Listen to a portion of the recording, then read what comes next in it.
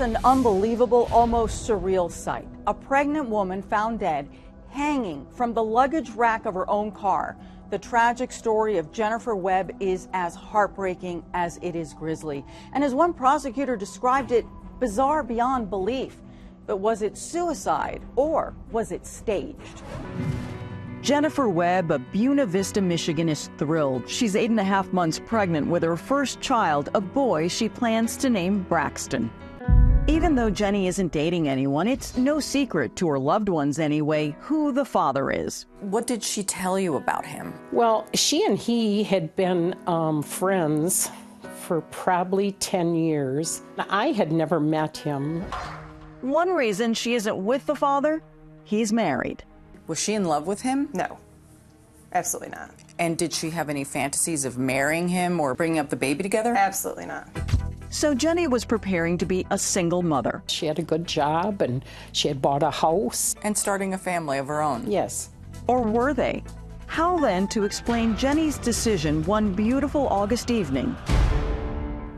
After work, Jenny goes to help her best friend Andrea, a new mom of twin girls. Jenny says she can't stay late. She's got plans to meet up with the father of her unborn child. I said, what are you guys meeting up about? And she said, well, we need to discuss this whole child support thing. Did she also want to put his name on the birth certificate? Yes.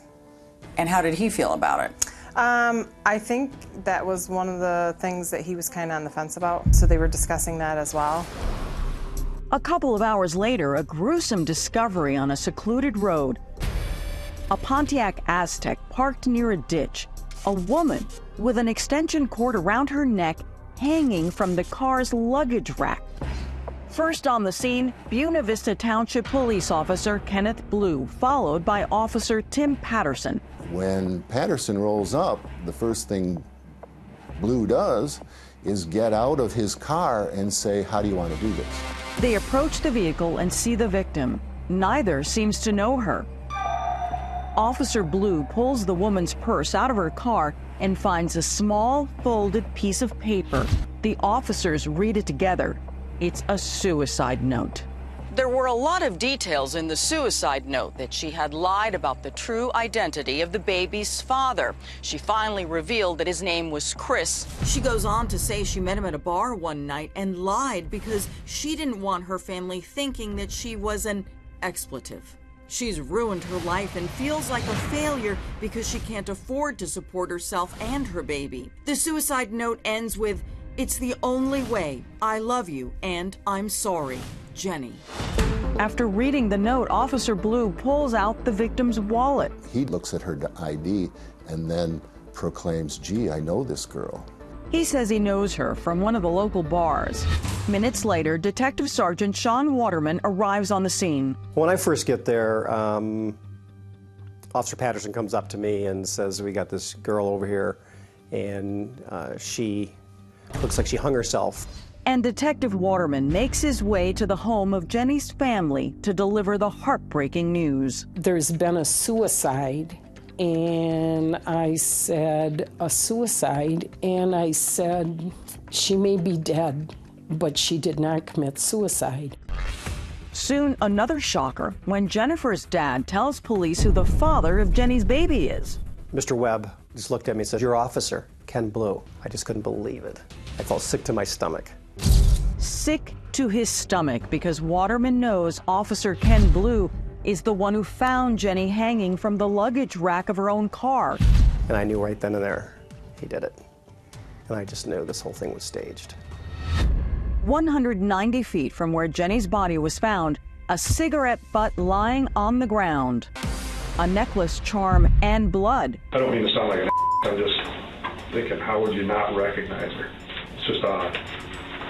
Yeah, I mean, you just kind of go into cop mode at that point. It's just, okay, what do I gotta do? About 9 hours after Jenny's body is found, he has the chance to explain to lead investigator Sergeant Alan Ogg and Lieutenant Jason Teddy. Just tell me what happened tonight. What's going on here? Blue walks his colleagues through his version of events. They don't buy it. So, here, a guy like me and Al struggling with this right now because we're looking at one of our own sitting here and going, How do you talk to a guy about this? And I'm sure you saw it coming, but. Well, I mean, yeah, I mean, once I realized I knew her, and okay, bring it on. I mean, it's gonna happen, so. Okay. But there's a lot of things that have come up already that, I mean, they're flags, brother, they're flags. I know. Multiple times during the interview, Blue denies ever having sex with Jenny. When they ask for a DNA sample, he seems to know the walls are closing in on him. Why is it that I'm feeling more and more like a suspect every time? Every minute that goes by here. When his colleagues ask him to sign a consent form for a DNA test, suddenly Blue changes his story. I can't tell you one thing, though, guys. I did, in fact, sleep with her. We're back with the mysterious death of 32-year-old Jenny Webb and her unborn son, Braxton. Investigators are questioning one of their own who happens to be the father of that child, Buena Vista Township Police Officer Ken Blue. Did he murder them and stage it to look like a suicide? No, it looks like I killed her. And all I can tell you is I didn't. What Kenneth Blue says happened, that he found Jenny with an extension cord around her neck hanging off the side of her own car, just doesn't fit the evidence. An autopsy determines she died from a chokehold. Jenny's death is ruled a homicide. His blood was found on the extension cord that was wrapped around the roof rails of her vehicle. His blood was found on her clothing. His blood was found in her car. His blood was found in his patrol vehicle and on his uniform. Incriminating evidence piles up with several fingerprints found on Jenny's car, one in blood. All right, so what's this? This is a fingerprint of the suspect, Officer Ken Blue, who was fingerprinted a little over 7 days after the incident. This shows his right index finger with the right loop, with the recurve, and it shows the same similar damage done to the fingerprint ridges as the area is on the Pontiac Aztek of the victim. And what's truly identical here is the fact that this finger was somehow injured or wounded. That is correct, yes. And remember the 3 items found 190 feet from her body? The DNA on the cigarette butt came back to match Kenneth Blue. The DNA on the necklace charm and the blood spot came back to match Jenny Webb. Armed with a search warrant for his home, detectives find extension cords like the one used on Jenny, a computer search about vascular compression strangulation, and another, the best way to commit suicide. He was a cop. What kind of sick person even dreams about something like that? It's mind-boggling. But there was one more piece of damning evidence found on the alleged suicide note. On the back of this suicide note, I found and located 14 latent fingerprints. All 14 matched Officer Ken Blue. And the condition of Blue's prints on the note changed how this case would go forward. There was no damage to the fingerprint ridges, so it's telling me that that particular note was handled by Kenneth Blue prior to his right index finger being damaged.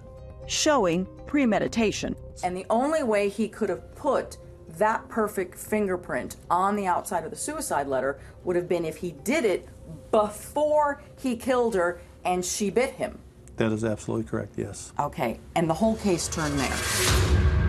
Officer Ken Blue was arrested and charged with 4 counts, including first-degree murder and assault on a pregnant individual, intentionally causing miscarriage or stillbirth. A little over a year after Jenny was killed, Kenneth Blue faced trial. He killed Jenny Webb and made it look like something it wasn't. And that person, ladies and gentlemen, is that man right there, Kenneth Blue. In over 3 weeks of testimony, the prosecution called 31 witnesses. The defense called only 1. He didn't really present a specific defense. Just his attorney tried to poke holes in the prosecution's evidence. But the evidence was just overwhelming. It couldn't be done.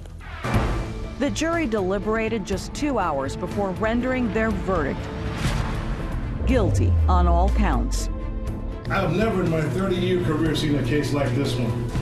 Ken Blue is sentenced to life in prison, no chance of parole. In the end, Kenneth Blue did himself in with a lot of help from Jenny Webb. She was our best witness. This really impacted you.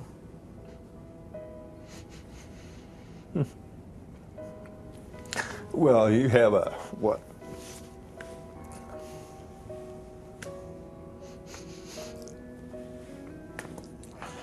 A little baby boy. You know, I mean, I was at his autopsy. I truly believe God made her do what she did. Bit his finger and left all that evidence. I really, truly believe that.